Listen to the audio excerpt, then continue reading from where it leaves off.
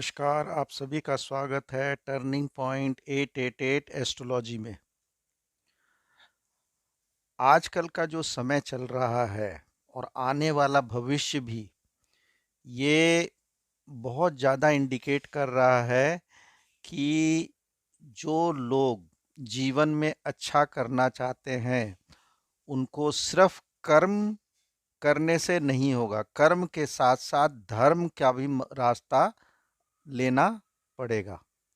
और धर्म का जो वो है रास्ता है, वो दिल का रास्ता है। वो दिल, भगवान आपका भाव समझते हैं, तो भाव आपका तो सबसे सर्वोपरि है ही है। लेकिन हम लोगों में से कई लोग हम लोगों में से कई लोग मंदिर जाते हैं, कई लोग वहाँ जा कर के भगवान की पूजा करते हैं, भगवान की आरती उतारते हैं, परिक्रमा करते हैं, सब तरीके से ये सब भी काम करते हैं। वो क्यों करते हैं हम लोगों में से कई लोग? क्योंकि हमें वहाँ जाने से मन की शांति मिलती है। तो ये कर्म तो हम करते हैं, कर्म करने के बाद भी रिजल्ट कई लोगों को मिलता है, नहीं मिलता है। अभी देखिए, लेटेस्ट ये है कि आईआईटी मुंबई के 36% लोगों को अभी तक नौकरी नहीं मिली है।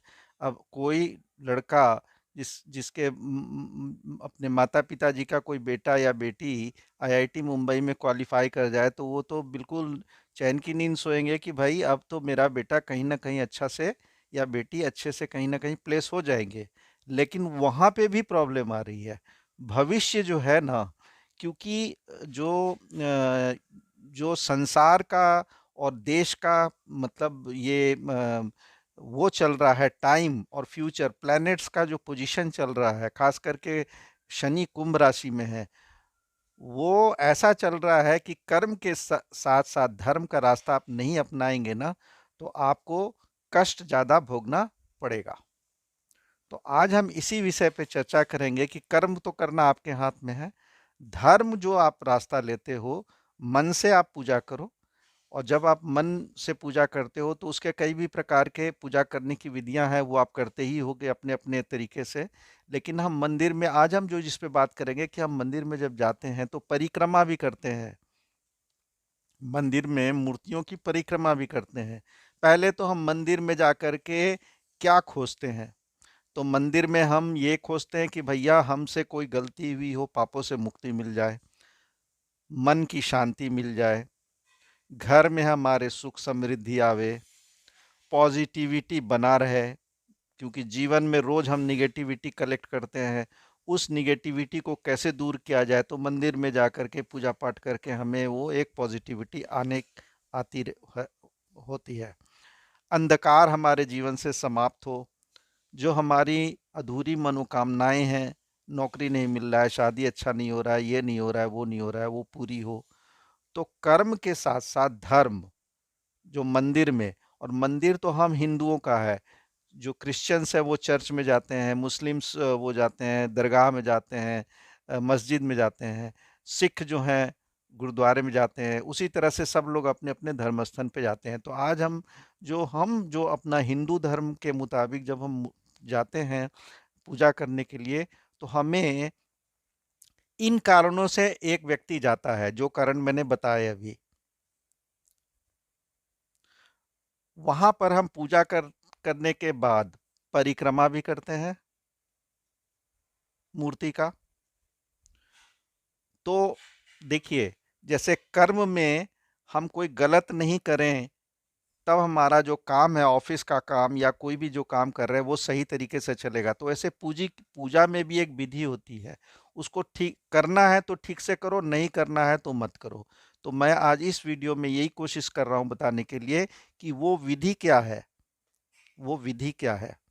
पूजा कर लिया आपने, जो भी माला अर्पण करना था, आपने प्रसाद चढ़ाना था, दक्षिणा चढ़ाना था, टीका लगाना था, वो सब कर लिया, घंटी बजाना था, सब कर लिया। परिक्रमा आप फिर लास्ट में करके निकलते हैं।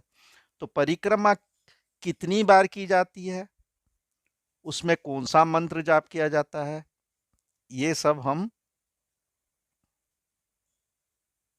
इसमें वीडियो में डिस्कस करेंगे। तो सबसे पहले तो जब परिक्रमा करते हैं तो जिस देवी देवता का परिक्रमा कर रहे हैं उस देवी देवता का आप मंत्र मनी मन जाप करते हुए परिक्रमा कर सकते हैं। एक तो एक थंब रूल ये है, ठीक है। दूसरा ये है कि आप ये मंत्र का जाप करते हुए परिक्रमा कर सकते हैं। यानी कानी च पपानी जन्मांतर कृतानि च तानि सर्वाणि नश्यन्तु प्रदक्षिणा पदे पदे। फिर से मैं रिपीट कर देता हूं। यानी कानी च पपानी जन्मांतर कृतानि च तानि सर्वाणि नश्यन्तु प्रदक्षिणा पदे पदे। ये मंत्र का आप जाप करते हुए आप, अभी मैं बताऊंगा कि कितनी बार आपको परिक्रमा करना है। तो इस मंत्र का आशय क्या है मन में, ये तो संस्कृत का है, तो आपको इसका आशय भी समझना चाहिए, मतलब उसका अर्थ भी समझना चाहिए। यानी हम परिक्रमा करते हुए जिस भी ईश्वर की परिक्रमा कर रहे हैं, हमारे द्वारा इस जन्म में और पूर्व जन्मों में जाने अनजाने में किए गए सारे पाप प्रदक्षिणा के साथ साथ नष्ट हो जाएं, ये हम कामना करते हैं। परम पिता परमेश्वर मुझे सद्बुद्धि प्रदान करे, ये मन में भाव लेकर के आप परिक्रमा करेंगे। अब प्रदक्षिणा का क्या अर्थ होता है? मैंने एक वर्ड यूज किया, सारे पाप प्रदक्षिणा के साथ साथ नष्ट हो जाएं। तो प्रदक्षिणा का क्या अर्थ होता है? भगवान के चारों ओर गोलाकार घूमने घूमने गोलाकार आकृति में घूमने को हम बोलते हैं प्रदक्षिणा। हम उस समय ये बोलते हैं कि हम अपना सर्वस्व ईश्वर पर न्योछावर कर करके उनकी शरण में आ गए हैं। यह है प्रदक्षिणा का मतलब। आपके शरण में आ गए हैं, आपके चारों तरफ हम ऐसे गोलाकार घूम रहे हैं, परिक्रमा कर रहे हैं, आपके शरण में आ गए हैं। अपना सर्वस्व आपके ऊपर, कर्म जो हमने किया आपके आशीर्वाद से, और अब धर्म हम आपसे, धर्म के द्वारा आपसे हम अपना सारा न्योछावर करके आपकी शरण में आ गए हैं। अब देखिए, हमें जब भी परिक्रमा करना है तो हमें क्लॉकवाइज डायरेक्शन में परिक्रमा करना है। जैसे घड़ी जैसे चलती है क्लॉकवाइज डायरेक्शन में, उस डायरेक्शन में, एंटी क्लॉकवाइज में नहीं करना है कभी भी परिक्रमा, तो क्लॉकवाइज डायरेक्शन में करना है। हम क्यों क्लॉकवाइज डायरेक्शन में परिक्रमा करते हैं? क्योंकि हमारा ये मानना है, हिंदू शास्त्र का मानना है कि भगवान हमारे दाहिनी ओर होते हैं, भगवान हमारे दाहिनी ओर होते हैं, ठीक है। अब आइए कि कौन से भगवान की कितनी बार परिक्रमा करनी चाहिए। गलत परिक्रमा नहीं करनी चाहिए, क्योंकि देखिए, जब इंग्लिश में एक वर्ब है ना, when the time is tough, when tough gets going, जब टाइम इज आपके अपोजिट हो, विपरीत हो, आपके उल्टे चल रहा हो, आपको फेवर नहीं कर रहा हो, तो टफ गेट्स गोइंग, टफ जो होगा ना वही गेट्स गोइंग होगा, मतलब उसको पार करेगा, उस अपनी नैया वही पार करा पाएगा। तो नैया पार कराने का एक तरीका बता रहा हूं कि आप जो भी करें वो सही तो करें। तो अब हम ये डिस्कस करेंगे कि कितनी बार परिक्रमा करें। तो शिव जी की परिक्रमा जो है, देखिए शिव जी की परिक्रमा आधी की जाती है। अभी मैं उसका विस्तृत में लास्ट में बताऊंगा कि शिव जी की परिक्रमा कैसे की जाती है, उसका क्योंकि थोड़ा एक स्पेशल है, इसी के वीडियो में मैं आपको इमेज के द्वारा बताऊंगा। तो पहले ये जान लीजिए, शिव जी की कभी भी पूरी परिक्रमा नहीं की जाती है, आधी परिक्रमा की जाती है। माता दुर्गा की एक परिक्रमा की जाती है, पूरा एक। श्री राम जी, श्री विष्णु जी, श्री कृष्ण जी, सभी की 4। पीपल पेड़ की 7। श्री गणेश जी की 3। कुछ कुछ लोग मान्यता है कि 4 भी कर सकते हैं, तो 3 तो करना ही है, 4 भी कर सकते हैं। वैसे ज़्यादातर लोगों का यही मानना है कि 3 किया जाए इनकी परिक्रमा। हनुमान जी की भी 3, शनि देव का 7, 7, भैरव जी का 3, नवग्रह, जहाँ नवग्रह पूज होता है ना मंदिर, तो उसकी परिक्रमा हमें कितनी बार करना चाहिए? तो 9, 9 टाइम्स। सूर्य देव की कितनी बार परिक्रमा करना चाहिए? तो 7 टाइम्स। ठीक है, ये हमने समझ लिया, मंत्र का जाप कर लिया। कौन कौन से भगवान का आप अगर वो भी आप जाप करते हुए परिक्रमा कर सकते हो, नहीं या तो जो मैंने बताया उसका भी आप कर सकते हो। क्लॉकवाइज में करना है ये आप। अब पहले आप ये एक वो देख लीजिए, फोटो देख लीजिए, उसके बाद मैं बताता हूं कि शिव जी का जो परिक्रमा करते हैं उसमें हम कैसे करते हैं।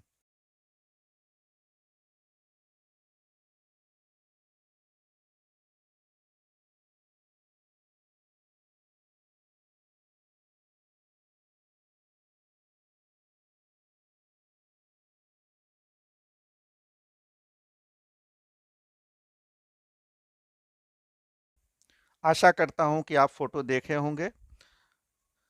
शिव जी की जो हम शिवलिंग पे जब हम जल डालते हैं, शिव जी का परिक्रमा का मतलब है शिवलिंग की जो परिक्रमा होती है वो आधी परिक्रमा होती है। तो आपने देखा होगा कि इसमें डायरेक्शन दिया हुआ है, पहले आप इंटर करोगे, फिर जल डालोगे। जल डालने में क्या है, पहले दाहिनी ओर के तरफ आप जा में क्या है, पहले दाहिनी ओर के तरफ आप डालोगे जहां से जल धारा निकलती है, उसके नीचे नीचे एक जगह होती है गणेश जी की, वहां डालोगे। फिर दूसरे तरफ जा करके जल धारा जहां से निकलती है वहां पर बाईं ओर वहां भी डालोगे, वहां पर कार्तिकेय जी का होता है। फिर जो शिवलिंग के चारों तरफ जो गोलाकार जो जगह होती है वो पार्वती जी का जगह होता है, वहां पर आप जल डालोगे। फिर उसके बाद ऊपर से शिव जी के ऊपर। और जब भी जल डालेंगे धीरे धीरे डालेंगे, एकदम तेजी से ऐसे नहीं उड़ल देंगे। और लोटा में जो भी रहेगा वो थोड़ा सा बचा के रखेंगे, जिसको घर में जाके आप छिड़क सकते हैं। उसको आप उसको आप पी भी सकते हैं, मतलब शिव जी का आशीर्वाद प्राप्त किया हुआ वो जल भी आप ग्रहण कर सकते हो उनका आशीर्वाद के रूप में। अब देखिए, जब आपने एंटर किया, डायग्राम अभी आप देखे होंगे, एंटर किया, जल डाल दिया राइट साइड में, फिर उसके बाद आप घूमते हुए आप चले गए दूसरी ओर, जल धारा की तरफ से नहीं, जो डायग्राम में दिया है उधर से, जल धारा की तरफ से नहीं, उधर से आधी वहां तक जाके पहुंच करके फिर बाईं ओर आपने जल डाला। ठीक है, फिर आप लौटते समय चारों तरफ पार्वती जी के जो शिवलिंग के नीचे का जो स्थान है वहां पर आपने जल डाला। और फिर वापस आकर के यहाँ निकलने के पहले बाकी सारा जल आपने शिव जी की शिवलिंग के ऊपर डाल दिया। और एकदम पतली धारा धीरे धीरे करके जल डालना है, लोटे में थोड़ा बचा लेना है। जब शुरू का जल डालेंगे तब सिर्फ जल डालेंगे, उसमें कोई मिक्स नहीं करेंगे। दूध, दही, फिर शहद, और भी जितने बेलपत्र, भांग का पत्ता, या फिर और भी धतूरा, ये सब जो डालते हैं वो बाद में डालते हैं, पहले ये डालते हैं।